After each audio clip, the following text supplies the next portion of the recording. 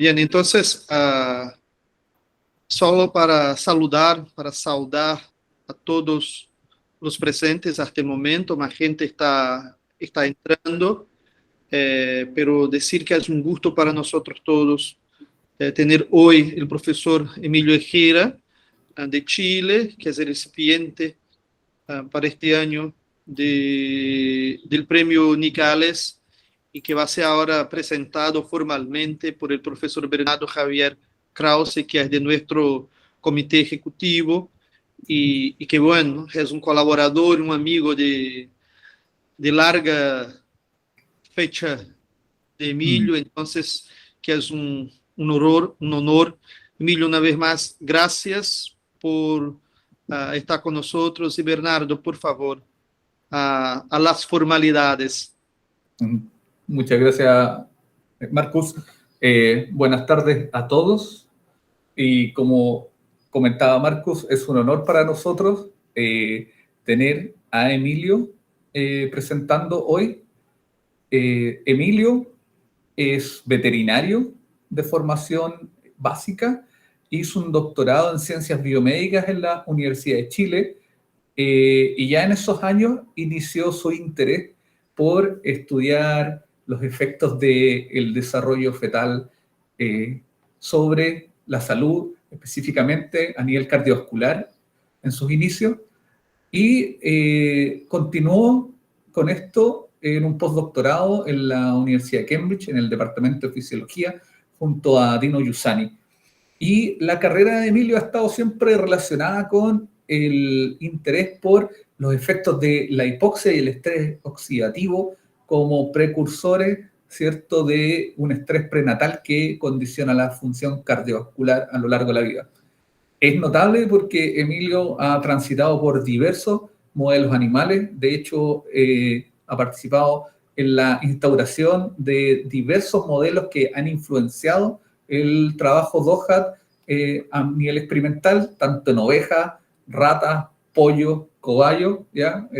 Uno podría decir que es una persona que ha cubierto todo el espectro de posibilidades y ha abarcado distintos lechos vasculares, distintas edades, y así ha logrado, ¿cierto?, obtener el premio que recibió este año como uno de los jóvenes científicos, ¿cierto?, en el área. Actualmente, Emilio es profesor titular de la Universidad de Chile y sigue conduciendo una activa línea de investigación en torno a los efectos de la hipoxia y la programación a lo largo de la vida. Así que adelante, Emilio, quedamos atentos a tu presentación. Muchas gracias, Bernardo y Marcus, por la invitación. Bueno, y agradecer también al directorio completo del capítulo DOHAT LA que ha potenciado en realidad a través de estos webinars y otras actividades que han tenido en el último tiempo, ha potenciado, yo diría que la colaboración entre todos los latinoamericanos que nos dedicamos a esto y además diseminar este conocimiento que yo creo que hace mucho que lo hacemos, pero no le poníamos el nombre de DOHAT, ¿no?, de programación. Entonces, realmente es un agrado estar acá. Voy a hacer mi presentación en castellano. La presentación ya está, es exactamente la misma presentación, con detalles menores, cambios que le hice, pero es casi la misma presentación que hice para el Nick Hales Award en el Congreso Mundial. Y esa presentación está disponible en línea en inglés, por si acaso alguien quisiera verla en inglés y no me entiende el castellano. Me excuso con los brasileños que no entienden mi inglés chileno mal pronunciado. Y obviamente si hay otra persona que no entienda bien el castellano puede ir a esa presentación. Pero le agradezco a todos que hayan asistido a esta presentación. Bueno, les voy a contar un poco de cómo nuestra historia que hemos desarrollado respecto a la programación principalmente, como decía Bernardo, de la función cardiovascular, producto de una gestación bajo hipoxia crónica, y en particular porque nos hemos dedicado a la hipoxia crónica en altura. En particular voy a mostrarles modelos que hemos desarrollado expuestos a hipoxia en nuestra montaña de los Andes. Entonces, como bien la mayoría de ustedes deben saber que hace rato ya que se ha descrito esto, que el estrés materno intrauterino los primeros días de vida antes de nacer, y también ya se sabe que después del nacimiento, los días postnatales inmediatos también son muy importantes en determinar la programación o cómo va a funcionar cualquiera de estos sistemas u órganos en el largo plazo, ¿no? En la vida adulta. Y así que al principio nos referíamos a estrés materno y las primeras indicaciones fueron un poco, por los estudios de Barker, era de malnutrición materna, ¿no?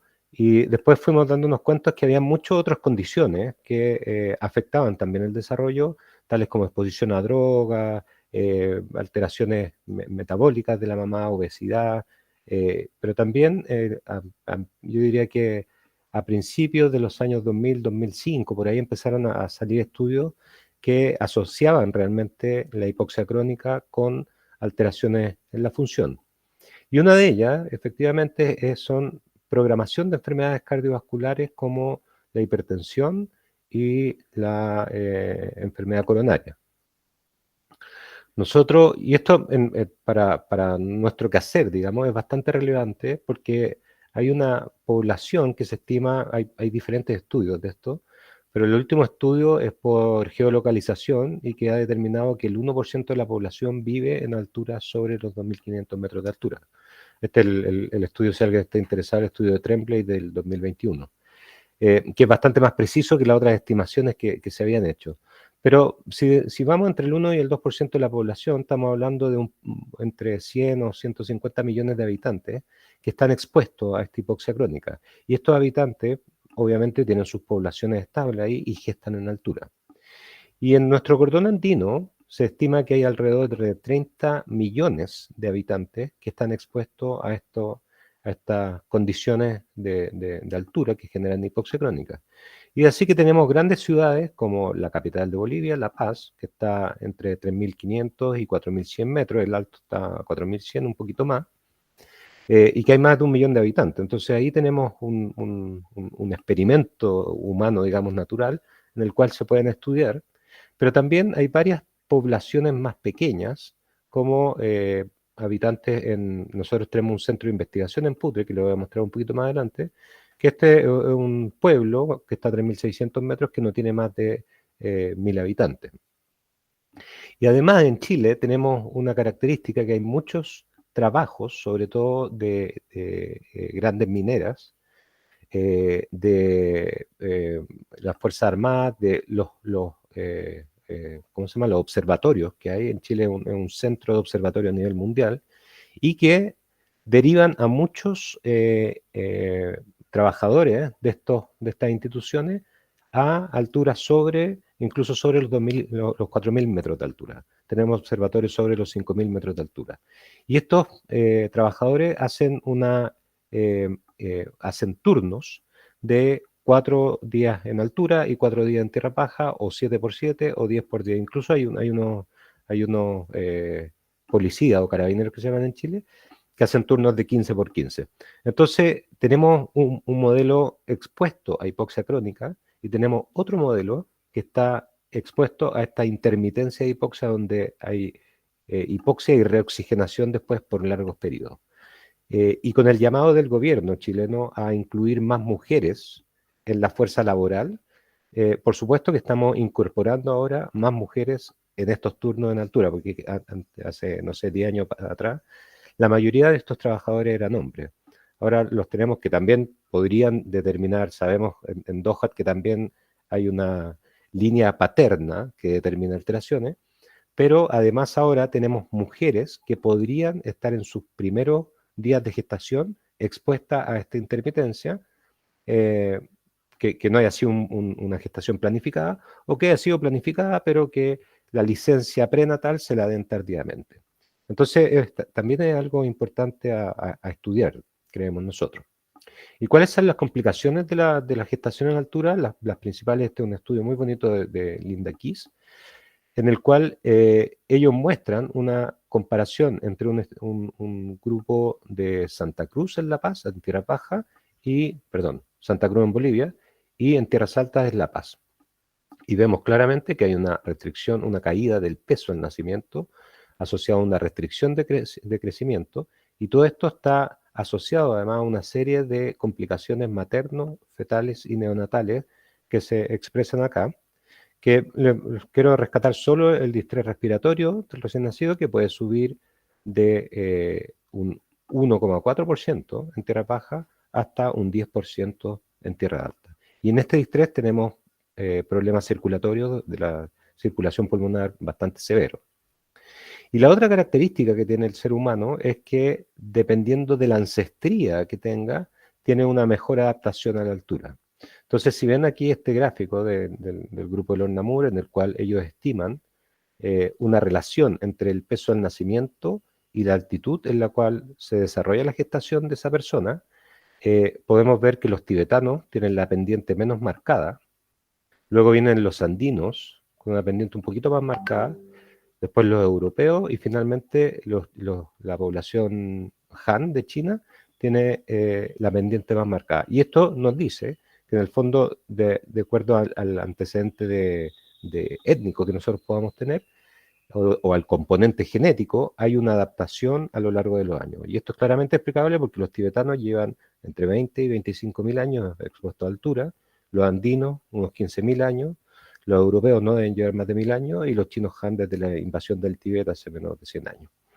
Entonces, tenemos aquí otro experimento de la naturaleza, digamos que hay una selección natural y que hay ciertos tipos de personas que han desarrollado una adaptación que le permite una mejor sobrevida de esos niños. Y de hecho, si uno ve mortalidad neonatal en altura, también sigue esta misma tendencia de los niños. O sea, los chinos Han tienen mucha más hipertensión pulmonar y mucho más mortalidad que el tibetano. Entonces, los desafíos científicos, digamos, los actuales que nosotros visualizamos, uno es caracterizar adecuadamente las respuestas cardiovasculares, pero también con el ánimo de buscar terapias posibles, efectivas, porque la terapia más lógica que uno puede pensar es o administrar oxígeno por la falta de oxígeno, o decirle a la persona que baje a tierra baja. Pero en la mayoría de los casos esta solución es muy poco práctica porque la persona está en su ciudad, en su ambiente. Cuando uno entrevista a estas personas dice que en realidad todos sus ancestros vivieron ahí, o cuando son personas que llevan muchas generaciones en ese lugar, entonces que no están dispuestos a bajar y no creen que vayan a tener problemas. Ahora, en el caso de los habitantes que son inmigrantes a ese lugar, como un europeo que va a La Paz, por ejemplo, ahí ya cambia la historia y la severidad del cuadro puede ser mucho mayor, y ahí muchos de las pacientes efectivamente se van a un lugar más amigable desde el punto de vista de oxígeno. Chile, desde un punto de vista geográfico, somos un laboratorio natural, en realidad, de alturas. Si ven este mapa, podemos ver que Chile se separa de Argentina por la cordillera de los Andes y en cualquier lugar de Chile, por lo tanto, nosotros vamos a estar a menos de 300 kilómetros, generalmente a 150 kilómetros, 200 kilómetros, de el pico de la cordillera de los Andes a esa latitud, ¿no? Entonces, visualizando esto, el doctor Aníbal Llanos, que está aquí presente, hola Aníbal, qué bueno verte acá, propuso hacer un centro de estudios andinos, que le puso International Center for Andean Studies, INCAS, y que es un laboratorio único en el mundo en el cual nosotros tenemos el altiplano, este centro está en Putri, como les mostré, a 3.600 metros de altura, y a 140 kilómetros de distancia, que es la ciudad que se muestra acá, está Arica, que es una ciudad con todas las comodidades posibles y a 2 horas, digamos, por un camino que va a La Paz, por lo tanto un camino pavimentado donde transitan o pueden transitar autos de grandes, digamos. Entonces nosotros, de Santiago, que tenemos nuestro laboratorio, ponemos todo el laboratorio en un camión y nos vamos al altiplano a hacer algunos de los estudios que les voy a mostrar. Este es el pueblo Putre, como les había mostrado, y el INCAS está en este sector. Y aquí lo ven de más cerca. Este es nuestro centro de experimentación, donde esta zona es habitacional y la zona de atrás tiene laboratorio y corrales para animales. Y con el doctor Llanos, Roberto Reyes y Germán Ensperger, desarrollamos dos modelos animales. Uno, un modelo adaptado a la altura, y un modelo que se comporta bastante similar al ser humano y que además tiene características de maduración, de tamaño y de cantidad de crías parecida al ser humano. Una oveja pesa alrededor de 3,5 kilos, tiene 1 o 2 crías, y su maduración cardiopulmonar previo al nacer y en el periodo postnatal inmediato es muy similar al ser humano. Entonces se transforma en un modelo perinatal muy bueno. Y así vimos que los recién nacidos de llama, nos dimos cuenta que esto es una foto real en Caquena, 4.600 metros de altura, donde las llamitas nacen y en menos de 1 hora la llama ya está de pie y corriendo. Esto para escapar obviamente los depredadores que tiene. Entonces esta selección que hizo la llama para hacer una transición pulmonar muy rápida y efectiva sin sufrir, presumiblemente nosotros decíamos no puede haber hipertensión pulmonar acá, pues la llama es capaz de correr y oxigenarse de buena manera en muy poco tiempo. Entonces empezamos a hacer estudios pensando en qué podía ser en esa época el óxido nítrico. Era la gran moda, digamos, del gran vasodilatador pulmonar, que sigue siendo bastante importante, pero nosotros apuntamos a que el óxido nítrico era el responsable de no generar esta hipertensión que sí la veíamos en ovejas. De ahora en adelante, lo que sea blanco va a ser control o tierras bajas, y lo que sea negro va a ser tierras altas. Entonces podemos ver que la altura de la oveja de tierras bajas tiene una presión pulmonar, esto es recién nacido, de 1 semana de edad, tiene alrededor de 10 milímetros de mercurio de presión de arteria pulmonar media, mientras que la de altura tiene alrededor de 20, y la llama no tiene ninguna diferencia entre tierras bajas o tierra alta. Pensando que era el óxido nítrico, nosotros bloqueamos el óxido nítrico, hicimos el análisis de óxido nítrico y no vimos ninguna diferencia, digamos. Pero sí nos dimos cuenta que al sacar gases, andábamos con una máquina de gases sanguíneos, al sacar gases arteriales, se notaba un aumento de la carboxihemoglobina. Y la carboxihemoglobina se produce a partir de la asociación de la hemoglobina libre con el monóxido de carbono, lo cual era bastante curioso de altura, ¿sí? Con esta observación, en el fondo, hicimos el análisis del delta entre la hemoglobina, la carboxihemoglobina que había en el territorio venoso y la que había en el territorio arterial. Es decir, la única diferencia que había era el paso por el pulmón. La hemoglobina que salía carboxilada del pulmón tenía que ser necesariamente de un monóxido de carbono producido en el pulmón. Y nos dimos cuenta, calculando la producción de monóxido de carbono, que los recién nacidos de oveja disminuye la producción en altura y los de llama tienen un aumento de su producción en altura. Vimos la enzima encargada de producir óxido nítrico y esto era especular, efectivamente caía en tierras bajas en la oveja y en la llama presentaba un aumento. Por lo tanto, la llama había seleccionado esta capacidad de vasodilatarse, el monóxido de carbono es un vasodilatador de la circulación pulmonar, y había seleccionado evolutivamente esta capacidad de tal manera de hacer esta transición feto-neonatal pulmonar rápidamente y sobre los 4.000 metros de altura. Nosotros encontrábamos que esto era realmente un tremendo hallazgo y tratamos de enviarlo a revistas de alto impacto científico como Nature, Science, y obviamente rebotó. Así que terminamos, que no es una mala revista, es una muy buena revista, terminamos publicándolo en Cardiovascular Research. Esto fue para la época que yo estaba haciendo mi tesis de doctorado en el laboratorio de Aníbal Llanos. Y interesantemente, a pesar de no haber llegado a una revista de alto impacto, tuvo un alto impacto mediático esto. y aparecimos en diarios periódicos de la época, e incluso fuimos invitados a varias entrevistas de radio o de televisión para relatar un poco el impacto que tenía este estudio y este descubrimiento que podía de alguna manera trasladarse a una efectiva tratamiento del ser humano o de otros animales que estuviesen adaptados a tierras bajas como la oveja. Paralelamente, nosotros hasta el momento no se había descrito la función cardiovascular en un animal que hubiese sido gestado en altura, por las dificultades que eso tiene, obviamente, estoy hablando en la función fetal. Y entonces decidimos que en este centro de experimentación de altura, este mismo modelo de oveja, que ya habíamos cateterizado en los recién nacidos y algunos adultos, decidimos hacer una cateterización fetal, que Aníbal Llanos tiene una tremenda experiencia. Yo creo que una de las personas que más experiencia tienen cateterizaciones fetales, y por lo tanto nosotros cateterizamos ovejas en altura y vimos cuál era la diferencia con la función cardiovascular fetal que ya habíamos hecho en tierras bajas. Y fíjense, estos son datos biométricos, digamos. Fíjense que un feto de oveja de término en tierras bajas, como les comentaba, pesa alrededor de 3,5 kilos, y esto baja 1 kilo en altura. Y esto está asociado además a un crecimiento asimétrico, pero interesantemente, y esto no se había descrito todavía en altura, es que la eficiencia placentaria tiene una gran disminución.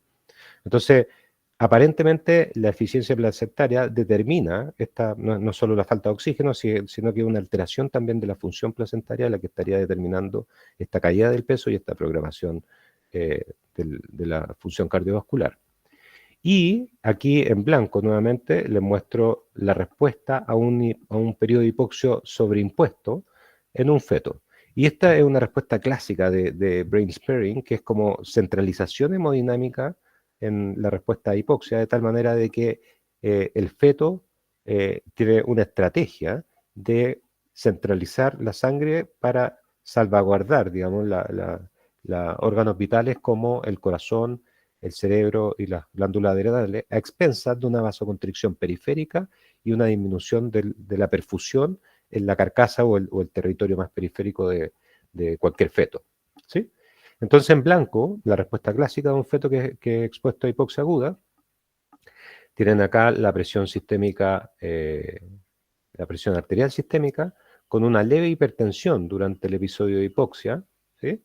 Y esta leve hipertensión se acompaña con un efecto de barorreflejo, donde hay una caída con una bradicardia intensa que disminuye el consumo de oxígeno, por lo tanto, además, disminuye ¿cómo se llama? Optimiza el uso de oxígeno, y asociado a esta intensa vasoconstricción que yo les comentaba a nivel femoral, ¿sí? Y esta intensa vasoconstricción está asociada además a una caída del flujo que no se los muestro acá. Pero si se fijan en el grupo concebido y gestado en altura, toda esta respuesta está totalmente abolida. Y eso quiere decir que el feto ya cuando es concebido en altura y mantenido en altura, no puede conservar o no la conserva en el fondo, no conserva esta respuesta, y probablemente es para mantener la sobrevida del feto. Si mantuviera esta respuesta, lo más probable es que este feto no fuera viable. Y esto está asociado además, nosotros sacamos arterias femorales de estos fetos y vimos la función contráctil, la función vascular en general, pero aquí les muestro la función contráctil de esos fetos en altura. Y podemos ver que la capacidad contráctil de estos fetos está tremendamente disminuida, lo cual se relaciona muy bien con esta respuesta. Entonces puede ser una respuesta que sea sistémica de un comando sistémico o neurohormonal, pero también hay un efecto local de la capacidad contráctil de estas arterias. Si vemos la circulación cerebral, como les comenté, el feto de tierras bajas, al estar sometido a hipoxia, tiene un aumento del flujo cerebral con una disminución de la resistencia, ¿sí? Y de nuevo, pasa lo mismo que en el resto del territorio. El feto de altura está totalmente abolida la respuesta. Y esto está asociado a una mayor contractilidad de la arteria carótida. Entonces también se ve un poco reflejado la respuesta que tenemos en estos fetos con una menor capacidad, con una mayor capacidad contráctil de los fetos en altura. Entonces, el ambiente hipovárico materno determina una modificación en la función cardiovascular fetal, incluso durante el embarazo, digamos. No es solo lo que se ve posterior al parto, como esta hipertensión pulmonar, sino que ya durante el embarazo está determinando cambios en la función del sistema circulatorio. Luego, estos mismos fetos que nacieron, nosotros los cateterizamos, les pusimos un Swan-Ganz, que es un catéter cardiopulmonar del lado derecho, y que permite determinar presión pulmonar directa y alguna funcionalidad cardíaca también, porque permite determinar además gasto cardíaco, presión del ventrículo derecho y presión de la aurícula izquierda, si uno hace la presión de enclavamiento, que se llama. Entonces, tenemos un aumento, como ya le había mostrado, de la presión pulmonar de estos fetos, y lo interesante es que nosotros expusimos a estos recién nacidos a diferentes concentraciones de oxígeno a través de una máscara. Les cambiamos la fracción inspirada de oxígeno, tanto en altura como en tierras bajas, esperando que de alguna manera al darle más oxigenación en tierra alta íbamos a poder bajarlos o tener una respuesta equivalente a un recién nacido que está en tierra baja. Y no fue así. Si ustedes ven a cualquier PO2 pulmonar, esto es presión de arteria pulmonar de oxígeno directamente medida con una muestra de sangre en cada punto, el feto, el recién nacido de tierras altas, siempre tiene una presión de la arteria pulmonar mayor. Es decir, hay o una arteria pulmonar que está en un estado más vasocontraído permanentemente, o un setting diferente al oxígeno, o está con un remodelamiento que impide una vasodilatación total de esta arteria, o todas las anteriores. ¿Sí? Entonces empezamos a estudiar esas características y vimos que claramente estaba asociado a una mayor capacidad contráctil, pero también a una mayor capacidad dilatadora a través de un dador de óxido nítrico. Sin embargo, después nosotros vimos que esta capacidad dilatadora está in vivo y a través de la función endotelial está tremendamente disminuida, a pesar de tener un aumento en la actividad de ENOS, un aumento en la expresión de ENOS y un aumento en la fosforilación activadora de ENOS. ¿Sí? Entonces, el sistema oxidonitérgico está aumentado en el cordero de tierras altas, una especie no adaptada a la altura, tratando de compensar de alguna manera esta hipertensión pulmonar, pero es poco funcional por una de las razones que hemos descubierto, es que la guanilato ciclaso soluble está muy disminuida. Entonces, el óxido nítrico, recuerden que actúa a nivel de músculo liso a través de la guanilato ciclaso soluble y eso activa la dilatación del músculo liso. Eso está, este efector o este receptor, como algunos le dicen, del óxido nítrico, está tremendamente disminuido en altura, y es más, si nosotros medimos la oxidación de esa guanilato ciclasa soluble, está disminuida también. Entonces, además de la expresión, la función está tremendamente disminuida, que es una de las razones de tener hipertensión pulmonar. Entonces, la hipoxia crónica durante la gestación altera la función del óxido nítrico en la circulación pulmonar. Y después nosotros seguimos estos animales hasta altura, hasta adultos. Estos animales fueron llevados a tierras bajas, a Santiago, los mantuvimos ahí, y cuando eran adultos, nuevamente fueron sometidos a una pequeña intervención donde les poníamos un catéter para determinar la función cardiopulmonar. Y fíjense lo que pasa, nosotros esperábamos obviamente que hubiese hipertensión pulmonar, que hubiese mayor remodelamiento, y lo que ocurre es que ahora el de tierras altas, que fue llevado a tierras bajas, o sea, se crió en tierras bajas postnatalmente, tiene una presión pulmonar mucho menor basalmente que el de tierras bajas. La respuesta a hipoxemia, que es una respuesta normal, el pulmón, recuerden que responde a hipoxia con una vasoconstricción de tal manera de optimizar la relación ventilación-perfusión intrapulmonar. Entonces, estas ovejas adultas que fueron gestadas en altura tienen una menor respuesta hipertensiva y tienen la misma presión sistémica, pero también tienen una menor respuesta hipertensiva sistémica, ¿sí? Y la frecuencia cardíaca tiene un poquito aumentada la frecuencia cardíaca, que también con un aumento en la frecuencia durante hipoxemia, probablemente producto a que hay una regulación varorrefleja. Entonces, lo que nos indica esto es que la hipoxia fetal modifica la función sistémica y pulmonar durante la adultez, independiente de la crianza. Estos animales fueron ambos criados en el mismo lugar, en normoxia. Y lo interesante es que produce hipotensión y produce una menor respuesta, no sé si existe esa palabra en inglés, pero una menor respuesta pulmonar y sistémica, lo cual puede ser una alteración de una respuesta normal. Uno puede decir, bueno, pero es bueno que sea menos hipertenso, pero en realidad si uno está alterando la respuesta a la vasoconstricción hipóxica normal del pulmón, es una alteración funcional del pulmón. Por lo tanto, visto desde el punto de vista de respuesta o de capacidad de respuesta pulmonar, no es una cosa buena tener menor respuesta. Hace ya 2 años atrás, Alejandro González Cande, que ahora actualmente es académico de la Universidad de O'Higgins, pero en esa época era alumno de doctorado en laboratorio, presentó varios modelos, varios de estos resultados en Doha LA y lo invitaron a generar un review del modelo. Hizo un review bastante bonito para los que están interesados, que pueden, los invito a revisarlo, digamos, porque hay mecanismos que obviamente yo no tengo el tiempo de presentarlo. Y la otra cosa muy importante es que se hizo una asociación hace unos años atrás entre todos los que trabajan, o muchos, no todos, obviamente muchos de los que trabajábamos con el modelo de oveja, describiendo en el fondo los beneficios que tiene trabajar en este modelo para estudios de Doha, ¿no? Y esto fue liderado por Jana Morrison y Max Berry de Australia y de Nueva Zelanda, también para los que estén interesados en el modelo.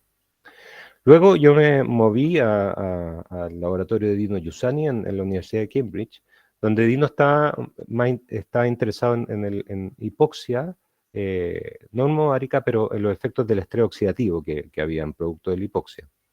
Y teníamos uno de los modelos que desarrollamos, era en rata, en el cual demostramos que la rata expuesta a hipoxia durante la gestación tiene un aumento de la pared de la aorta y eso altera la función vascular de la aorta evaluada de manera ex vivo. Nos poníamos en un miógrafo y vimos que la aorta además, o sea, se engrosaba, tenía mayor músculo, pero a pesar de eso este músculo era poco funcional y generaba una capacidad contráctil mucho menor, como se ve aquí en las curvas negras.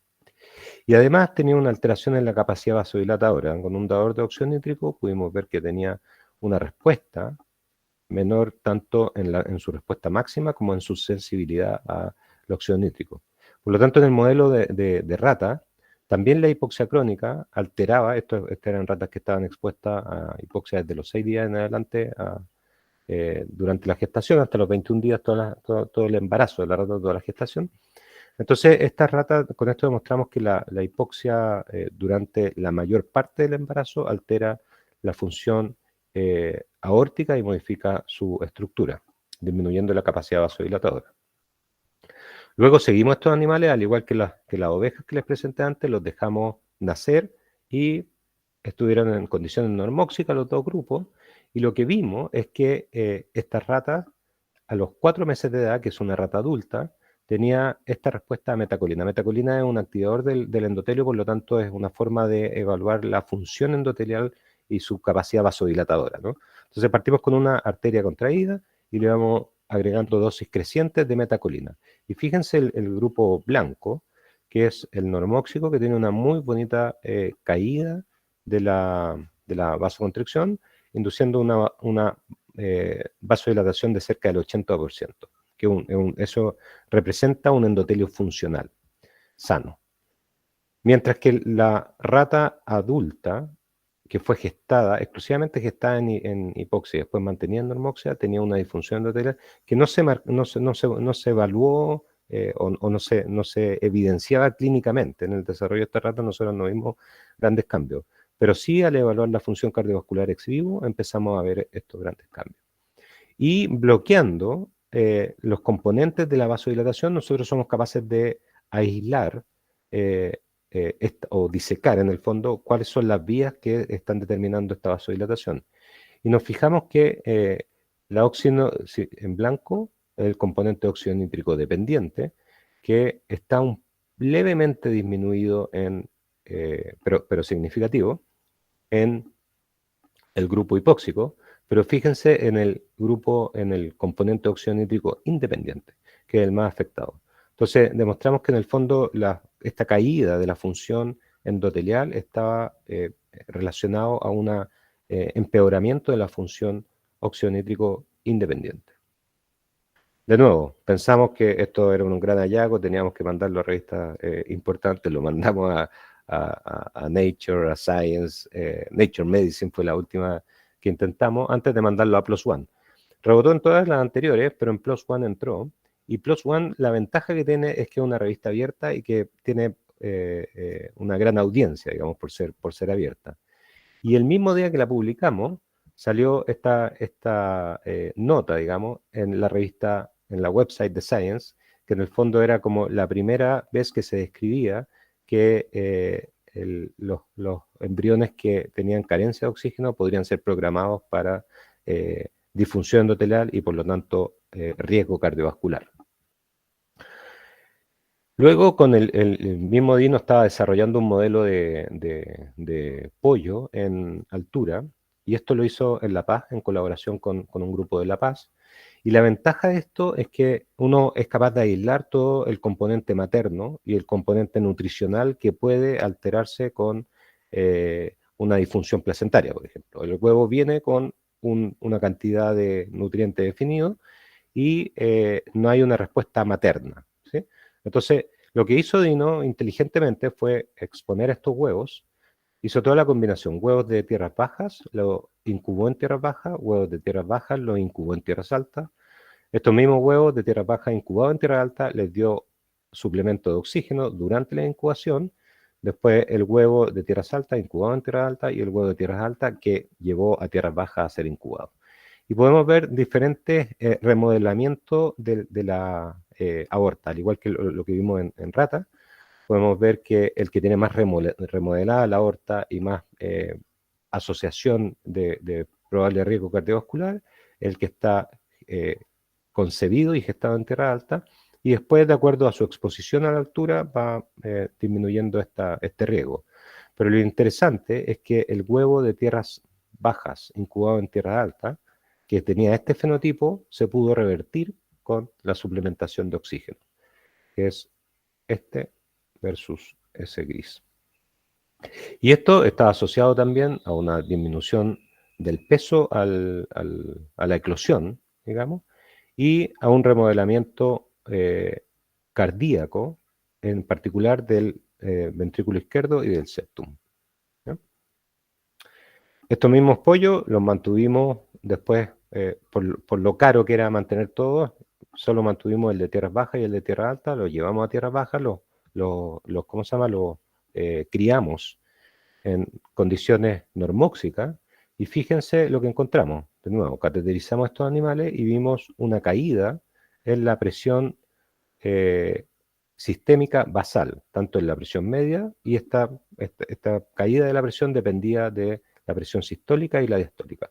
Nuevamente, pensando esto es beneficioso, porque está menos hipertenso este gallo, eran solo machos, estos gallos, pero al someterlo a un desafío, que es un varorreflejo, que en el fondo uno lo que hace es exponerlo a un vasodilatador que produzca hipotensión y después a un vasoconstrictor que produzca hipertensión. Y con eso uno puede, a la hipotensión, a estos cambios de presión sistémica, uno puede evaluar la respuesta cardíaca, que se conoce como varorreflejo. Y tenemos de nuevo una respuesta en los gallos normóxicos, gestados en normoxia y mantenidos en normoxia. Tenemos una respuesta muy bonita del varorreflejo, donde pudimos calcular la ganancia en alrededor de 7 latidos por milímetro de mercurio, por cambio de milímetro de mercurio. Fíjense lo que ocurre en los gallos que fueron gestados en altura y después mantenidos en normoxia post-eclosión. La respuesta al baroreflejo está totalmente abolida y tienen un baroreflejo que es mucho menos, tiene una respuesta menor, digamos. Y esto de nuevo habla de que si bien podemos ver basalmente una función normal o incluso teóricamente mejorada porque es menos hipertenso, la respuesta a un desafío cardiovascular es muy mala. Por lo tanto, la adaptación de ese corazón no es tan buena y eso implica también un riesgo cardiovascular. Finalmente les quiero mostrar, porque todos estos estudios son muy demandantes en términos de recursos, ya sea monetarios, pero también de personas. Tenemos que subir a la altura, tenemos que estar varios meses allá y un desgaste y nos aísla de nuestro trabajo académico acá. Entonces tenemos que dejar asignaturas votadas, estudiantes votados para irnos al centro en Putre. Entonces decidimos mover los Andes a Santiago y eso lo hicimos a través de una cámara hipobárica que diseñamos que tiene un sistema automatizado de disminuir la presión a la presión que nosotros le pongamos, las condiciones ambientales que nosotros queramos poner y la extensión de esta caída en la presión que también nosotros podamos programar, ¿no? Y para esto ocupamos pues, una cámara pequeña que uno puede poner roedores, ratas, ratones o cobayos, y hemos trabajado en ratas, pero les quiero mostrar el modelo de guinea pig, el cobayo, porque es un modelo que se asemeja mucho a las características de la gestación del ser humano, tanto en las características placentarias, la invasión que tiene esta placenta en el tejido uterino de la madre, y además el desarrollo cardiovascular también en temporalidades muy parecidas. Esto, a diferencia de los otros roedores, estos animales nacen caminando, digamos, mucho más maduro que el típico ratón o la rata. Nacen ya con pelitos y son bastante independientes, buscan a la mamá, la mamá no tiene que traerlo, sino que ellos lo buscan. Entonces, desde el punto de vista de maduración cardiovascular, son muy similares al ser humano. Y nuevamente, esto generó una colaboración muy bonita entre varias gente que trabajamos a lo largo del mundo en Cobayo, y que liderada de nuevo por Yana y Max, donde describimos las potencialidades del cobayo como modelo DOHAT. Entonces, si alguien está interesado, que lo vea o que me puede contactar y conversamos al respecto. Entonces, actualmente estamos viendo que hay una parte del efecto de la hipoxia que aumenta el estrés oxidativo, que no se los conté por cosa de tiempo, pero pareciera que el estrés oxidativo es un mediador determinante en los efectos que está generando la hipoxia de programación. Por lo tanto, nosotros actualmente estamos viendo el rol de los gasotransmisores a nivel endotelial, llámese óxido nítrico a través de la ENOS, monóxido de carbono por este descubrimiento que teníamos de la llama a través de la hemoxigenasa, y ácido sulfídrico a través de esta enzima, que todas están en el endotelio y determinan vasodilatación y por lo tanto función endotelial. Lo interesante es que además del endotelio, tanto la enzima que genera monóxido de carbono como la que genera ácido sulfídrico existen o se expresan en el músculo liso vascular. Por lo tanto, podría estar una disfunción endotelial, creemos nosotros, podría ser compensada por un aumento de la expresión de esta enzima en el músculo y tener su acción directamente sobre el músculo. A diferencia de la ENOS, que preferentemente se expresa solo en endotelio. ¿Ya? Y una de las características, bueno, tenemos estos animales gestados en hipoxia, lo llevamos a 3.800 metros en este caso, en la cámara hipobárica. Una vez que nacen, los sacamos de la cámara y los dejamos crecer. Entonces tenemos hitos donde los evaluamos cardiovascularmente en P1, postnatal 1, a los 2 meses de edad y al año de edad. Y además hacemos un seguimiento permanente. Tenemos un grupo de veterinarios, somos afortunadamente un grupo de veterinarios extraordinarios, que es capaz de hacer el seguimiento ultrasonográfica por ecografía, tanto de la gestación como del periodo postnatal a través de evaluación de ecocardio y de ultrasonografía de superficie. Y una de las ventajas es que, a diferencia de los otros roedores, estos animales también tienen una gestación más larga. En vez de 21 días, gestan alrededor de 70 días. Por lo tanto, tenemos una ventana de monitoreo y de posible intervención y de evaluación cardiovascular mucho más grande, ¿sí? Entonces, este es el estudio actual que tenemos, que recién estamos empezando y tenemos datos de P1 y P75, que son a los 2 meses y medio. Y fíjense que en la función cardiovascular de la arteria carótida podemos ver que hay una mejor capacidad vasodilatadora en el animal P1, y esta capacidad vasodilatadora, cuando está expresada como a través de óxido nítrico, monóxido de carbono o ácido sulfídrico, solo depende de mecanismo óxido nítrico independiente. Si no son ninguno de estos dos, lo más probable es que sea prostaciclina u EDHF u otros mecanismos que favorecerían la vasodilatación independiente de los vasotransmisores que nosotros estamos evaluando. Por lo tanto, ahora lo que estamos intentando evaluar son otros vasodilatadores que salgan, que se generen en el endotelio, pero que sean independientes de vasotransmisores. Sin embargo, esta capacidad mayor de vasodilatación no persiste a los 2 meses y medio. Y a los 2 meses y medio, la función cardiovascular de las carótidas son exactamente iguales. Y lo que nosotros creemos, no hemos llegado a evaluar los animales de 1 año, pero creemos, y que esta teoría no la dimos nosotros, sino que hay una teoría del envejecimiento temprano de alguna manera, entonces que vamos a tener una disfunción endotelial más marcada en estos animales al año de edad. Además, con Alejandro González Candia, que es el ex estudiante de doctorado del laboratorio y que ahora actualmente es profesor asistente de la Universidad de O'Higgins, estamos estudiando las características de la barrera hematoencefálica y su permeabilidad.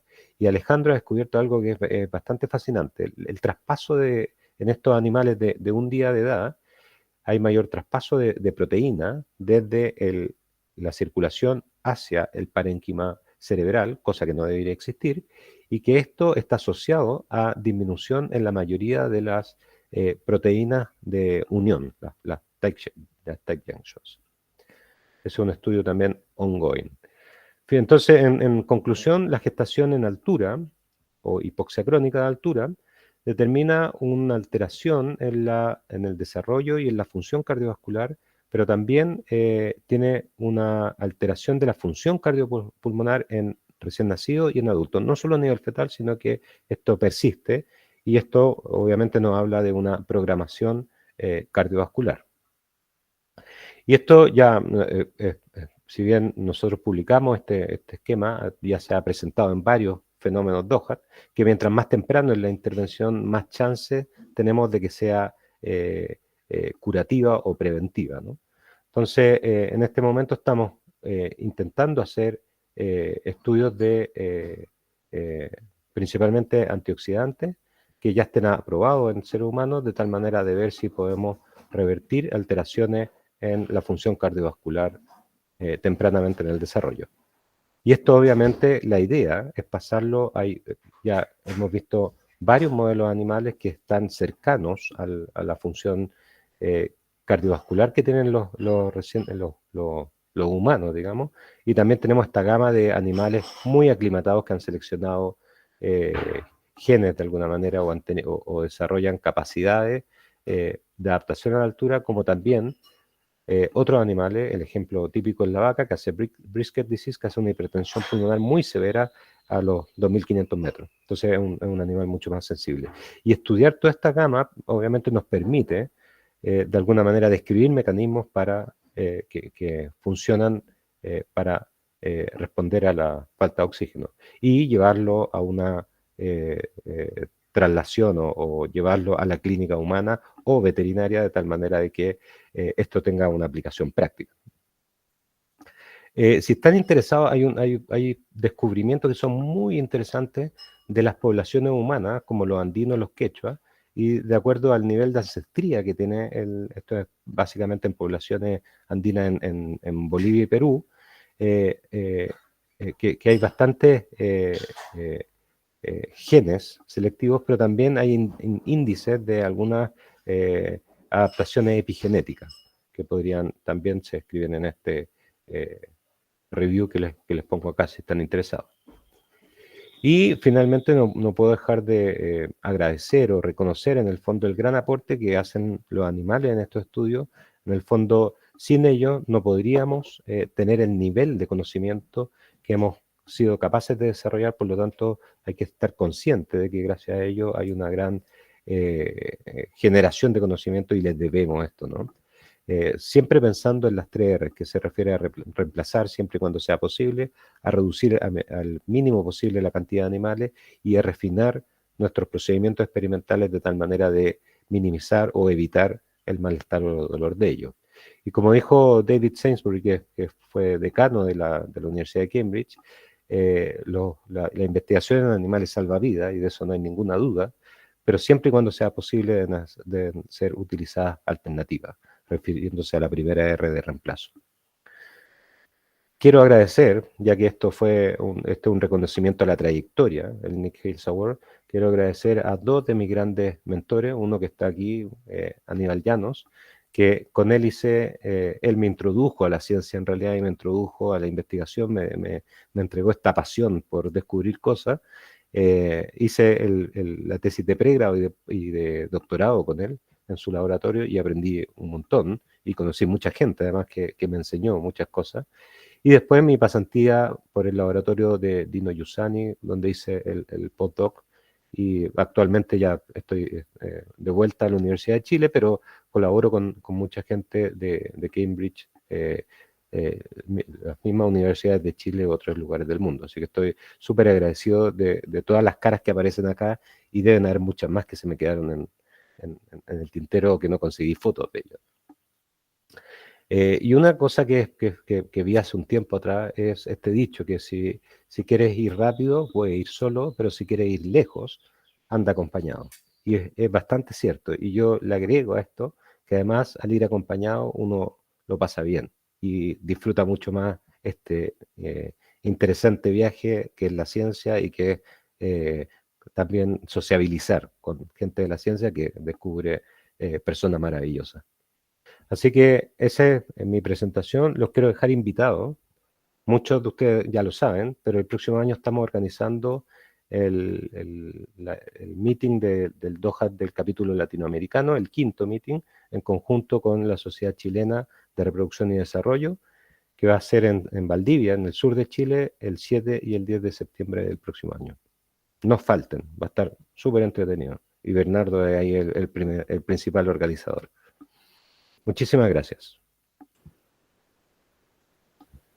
Muchas gracias, Emilio. Sinceramente, aplausos. Y Aníbal Llanos, ciertamente el mentor de muchos en Doha de Chile. Una gente de experiencia. Sí, son gente de experiencia que esperen un poco. También,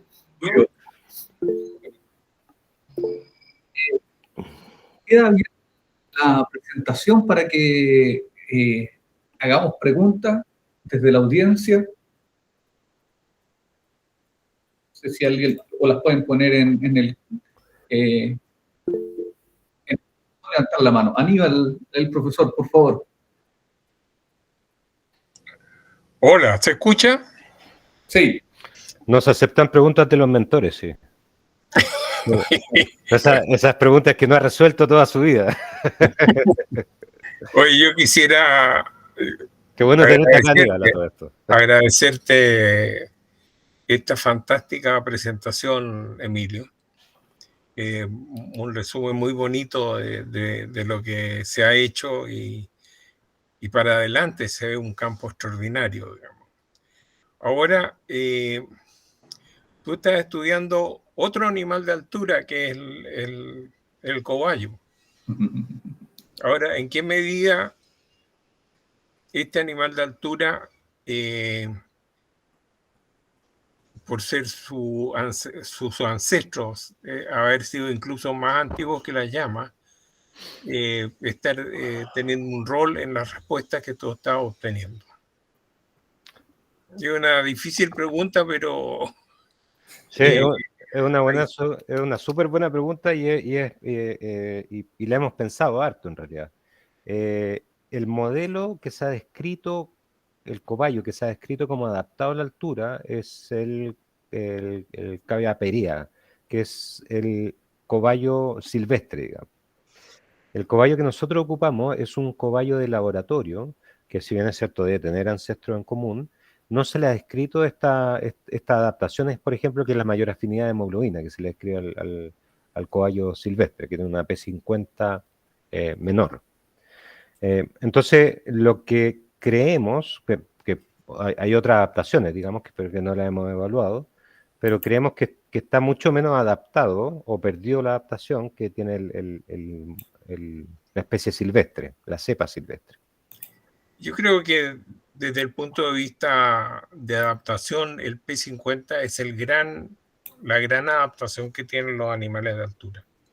Aunque los humanos bien adaptados tampoco tienen el P50 más bajo, que tienen otros genes, digamos, pero si no tiene el P50 de los caballos de altura, se puede estar tranquilo, yo creo. Sí, no tiene eso y lo que no hemos evaluado es el nivel, o sea, la comparación, que es difícil hacerla, ¿no? Porque el cobayo también se le describe una mayor función oxidonitérgica a nivel pulmonar, el adaptado.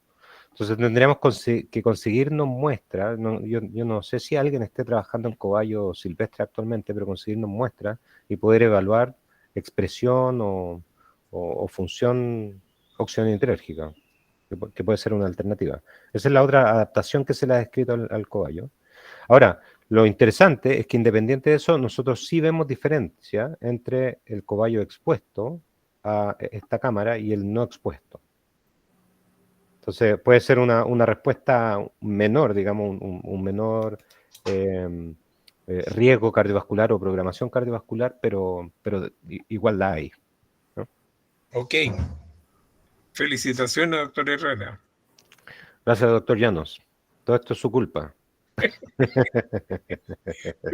Su pero la culpa responsabilidad, su responsabilidad. es una responsabilidad muy agradable, por lo menos.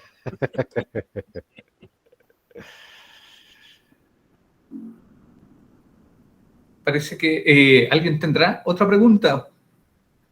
Si no, por mientras aparecen.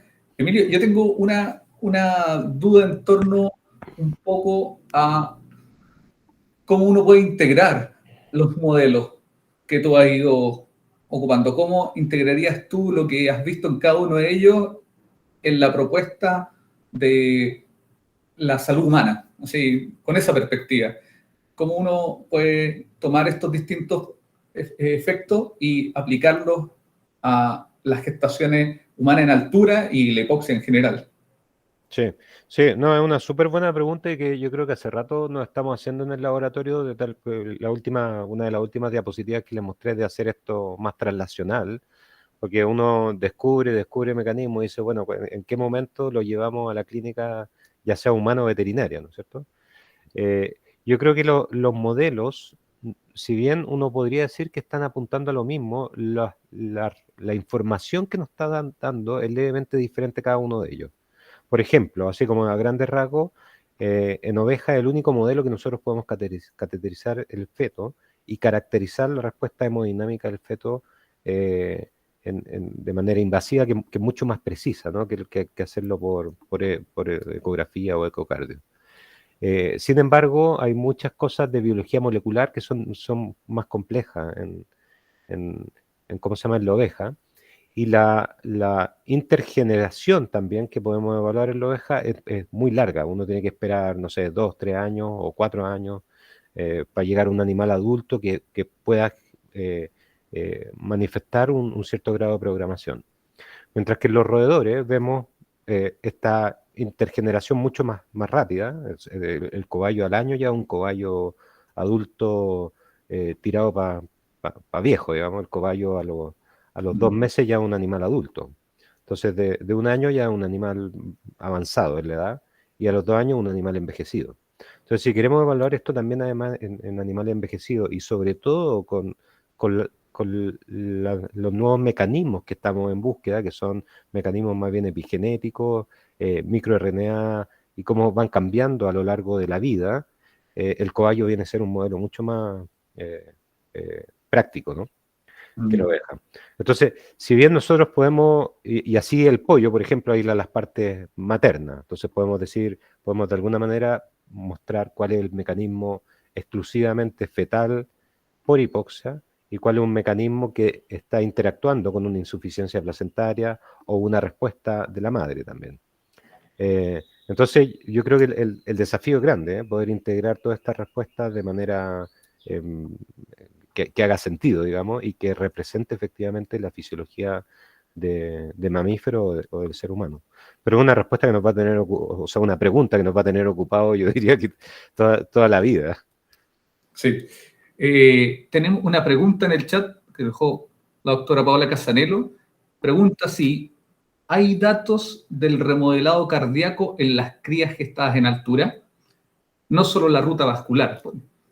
Sí. Sí hay, bueno, en los pollos mostramos eso, mostramos que hay un remodelamiento, en uno de ese paper que les mostré, mostraba que había un remodelamiento cardíaco, y nosotros ahora estamos viendo un remodelado del septum. Es bastante curioso, porque no es un remodelado total del corazón, sino que es parcial. Son pocos animales los que tenemos hasta el momento, pero pareciera ver que hay un aumento del espesor del septum, que no representa mucho, porque y lo otro que descubrimos que es muy similar a lo que se ve en humanos, es que el corazón toma esta formación más esférica, ¿no? Por el aumento de poscarga teórico que tiene durante la gestación por la insuficiencia placentaria y la mayor resistencia placentaria y sistémica, el corazón toma una forma más esférica. Y eso en seres humanos ya se ha asociado a programación de función cardiovascular. Eso sí lo estamos viendo en cobayos. Los cobayos tienen un corazón, los expuestos a hipoxia, tienen un corazón más globoso. No sabemos si eso se mantiene en el tiempo, porque estamos todavía haciendo experimentos, pero durante la gestación ya tenemos un corazón más redondito. Y asociado a este engrosamiento del septum. Para profundizar con esa, en la parte, en lo del septum, ¿tienen alguna hipótesis de por qué es específico esa estructura? ¿O? ¿Del septum? Claro, y no al resto de las cámaras. No tenemos, porque lo tradicional es que, claro, uno vea el remodelado de la pared libre del ventrículo derecho o el izquierdo según a dónde esté la mayor poscarga, digamos, ¿no? Sí, no tenemos una... Ahora, puede ser que tengamos sobrecarga de ambos ventrículos y el que esté haciendo el mayor esfuerzo, digamos, compensatorio sea el septum. La doctora Patricia Aline Boer pone aquí un comentario, dice: muchas gracias, felicitaciones por tantos descubrimientos asombrosos. Pregunta si han investigado la estructura y número de nefronas y la función renal en general en este modelo. No, en nuestros modelos no. Hay otros laboratorios que sí han demostrado una disminución de los nefrones en hipoxia, en gestación en hipoxia crónica, y eso se asocia a programación de hipertensión, que es un poco lo que les decía al principio, que ya había programación de hipertensión y que eso está asociado a una disminución de nefronas.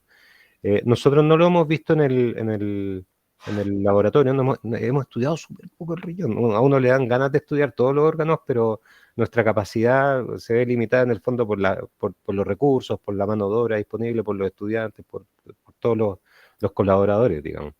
Entonces estamos enfocados en corazón, circulación, la mayor cantidad de diferentes territorios vasculares y cerebro, y pulmón, perdón. Y lo que sí estamos haciendo ahora es determinar la función de la arteria renal, la arteria principal. Esa sí la estamos aislando y la estamos montando en el miógrafo al momento de hacer la disección de estos animales.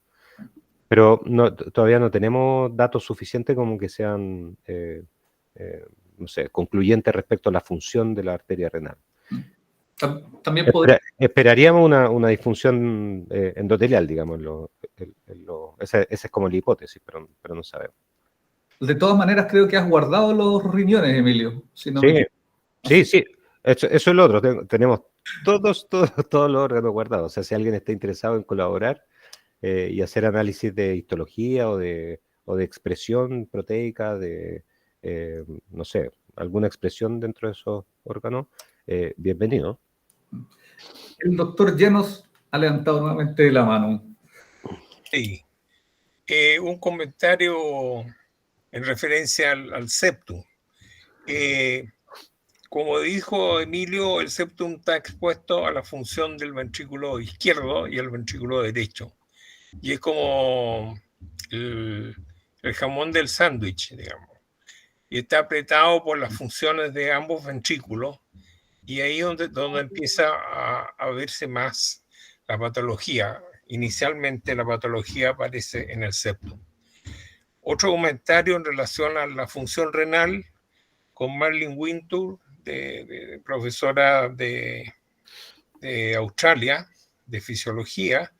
Hicimos unos experimentos de la función renal en las llamas, en los fetos de llama.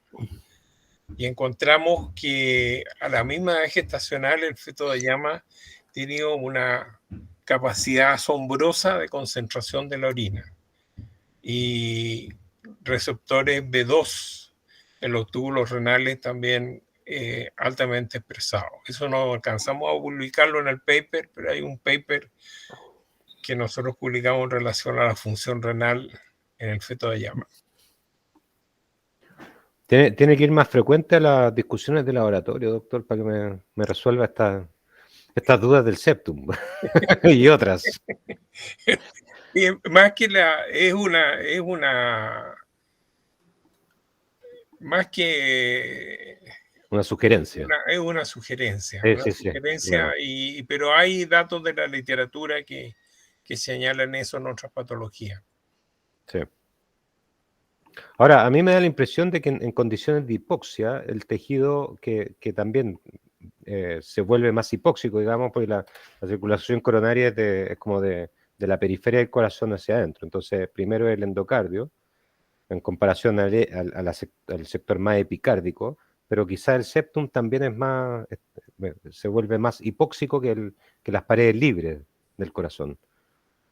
Que podría ser una de las posibilidades. Podríamos medir, por ejemplo, marcadores de hipoxia, como HIF en septum, y así esperaríamos encontrar un tejido más hipóxico, el septal, que el de la pared libre.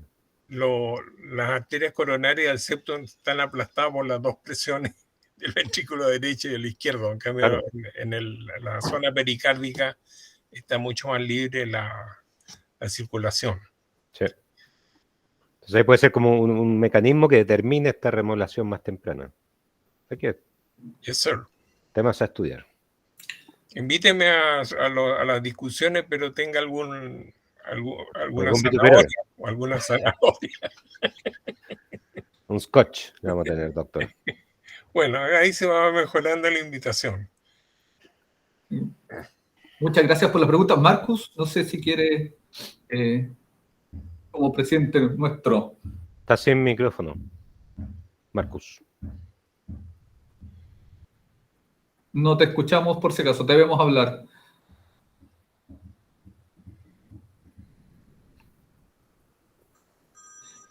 Bueno, considerando la gran presentación y todo el tiempo que tuvimos de discusión, quisiéramos agradecerte, Emilio. Voy a interpretar a Marcus. Yo sé que él siempre tiene palabras más bonitas, pero voy a dar entonces agradecimiento a ustedes, a todos los que vinieron. Realmente estuvo muy buena la participación. Y ahí está Marcos escribiéndonos una foto. Quiere que saquemos una foto. Dejo de compartir. Sí. Para que aparezcamos más en la foto. Tú me escribes, Marcos, cuando esté lista.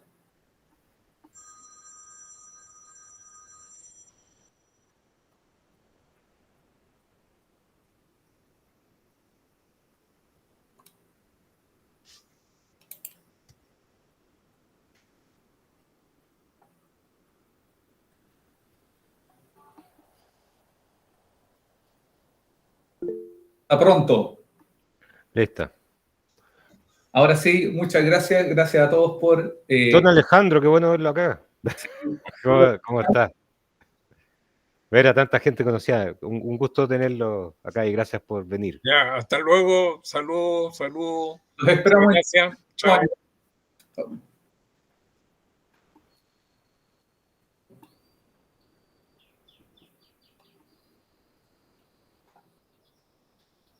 Chao, Marcus. No se escucha. Bueno, que estén muy bien. Gracias por la invitación. Un gustazo. Hasta luego, muchas gracias. Chao. Chao.